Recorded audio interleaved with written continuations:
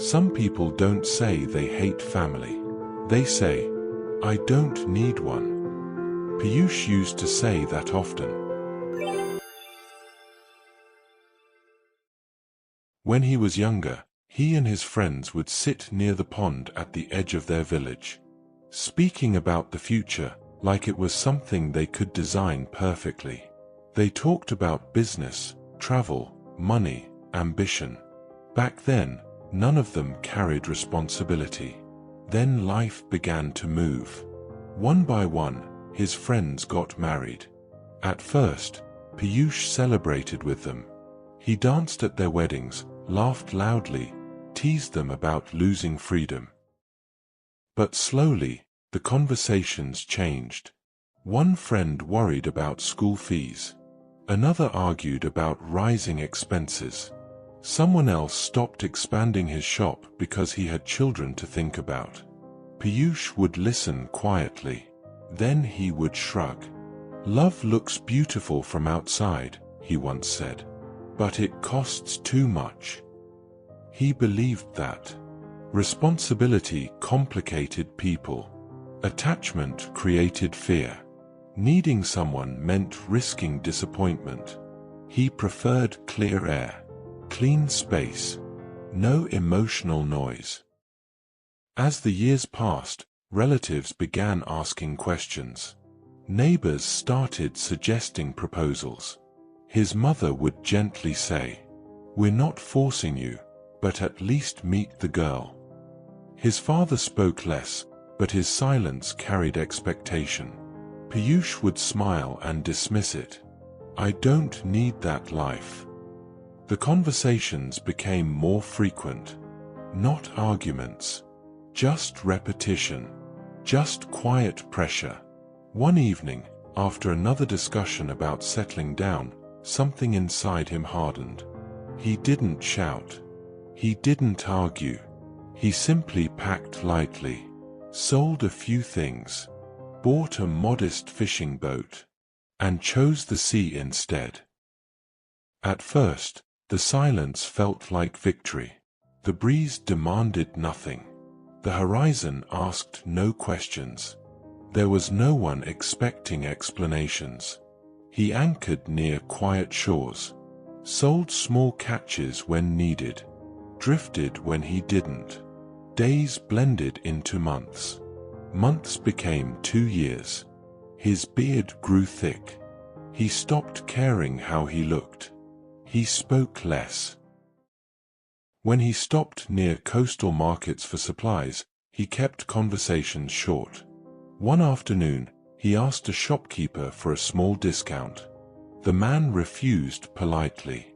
"It's already the lowest price," the shopkeeper said calmly. The tone wasn't rude, but Piyush heard distance in it anyway. Something inside him tightened. "Fine," he snapped, sharper than necessary. He walked away irritated. The anger stayed longer than the moment deserved. Small things felt heavier now. He told himself it was nothing. But deep down, the silence wasn't as peaceful as it once felt. That evening, as he walked past a narrow alley near the shore, something brushed against his foot. He looked down. A thin dog. Dusty. Ribs slightly visible. Eyes tired but gentle. It licked his ankle once. Piyush stepped aside. The dog followed. "Go," he muttered. The dog didn't bark. Didn't beg. It simply walked behind him quietly. When he reached his boat, the dog sat near the rope and looked up at him. Waiting. Piyush sighed. He tore a small piece of dried fish and dropped it. The dog ate slowly, then curled up near the edge of the boat. That night, the sea felt different. Still silent, but not empty. The dog stayed. Piyush began buying extra food without thinking. He started talking to it without realizing. "Too cold today. Stay close. Don't jump there." The dog would press its head against his leg.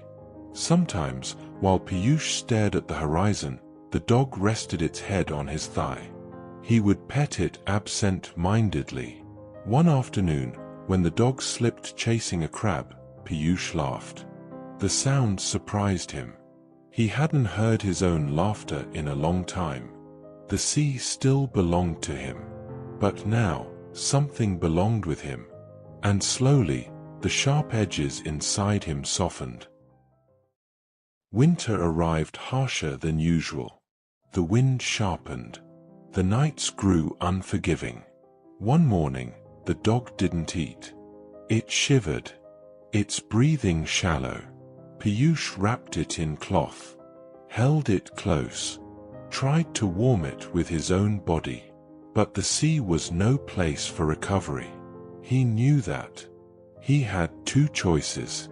Leave the dog near a village and tell himself it would survive, or return to the place he had avoided for 2 years. He didn't want to go back.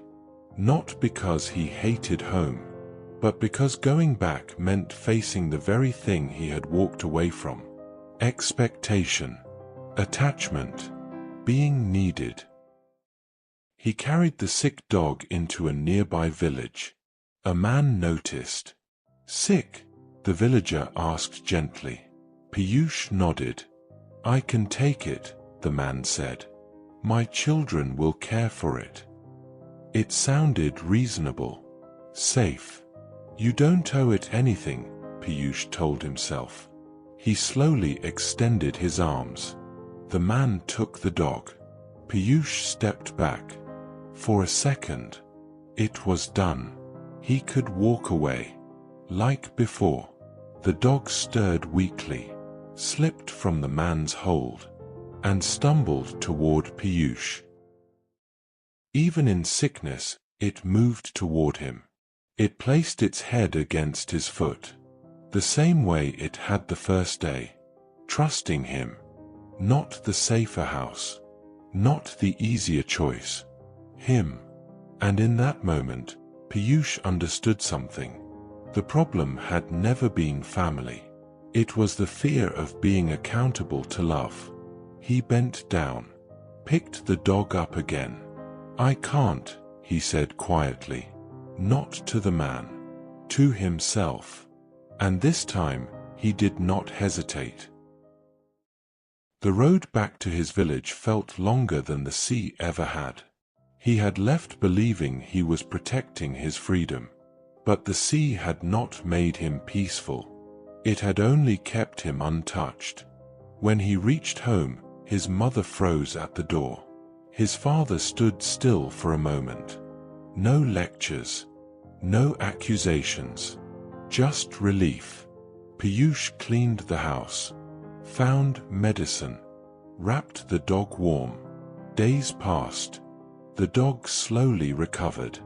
One evening, as Piyush sat outside with the dog resting beside him, there was a knock at the door. His old friends. They stared. Then laughed. "You look older than all of us," one said. Another hugged him tightly. Piyush stiffened at first. He had forgotten how to be held. Then slowly, he stopped resisting it. The warmth wasn't dramatic. It was real. They invited him to a small gathering. At the gathering, he saw them again. Their wives. Their children. The noise he once dismissed. And this time, he didn't see burden. He saw effort. He saw people choosing one another every day. He looked down at the dog beside him. Scratched its head gently. "You're my family," he said softly. Then after a pause, "Maybe we can make our family bigger one day." Not because someone pressured him. Not because he lost an argument. But because he no longer felt threatened by the idea. Solitude is not weakness. And love is not pressure. But sometimes, what we call strength is simply distance maintained for too long. Piyush did not hate connection. He feared what it might demand from him. He thought staying alone would protect his freedom. But freedom without warmth can quietly turn into numbness. It wasn't noise he was avoiding. It was vulnerability. Yet when something small trusted him without condition, he discovered something he hadn't admitted to himself. He did not need chaos. He did not need constant company. But he did need to matter to someone. Love did not trap him. It softened him. And sometimes, life doesn't challenge the words you speak. It simply gives you a moment that reveals what you truly believe.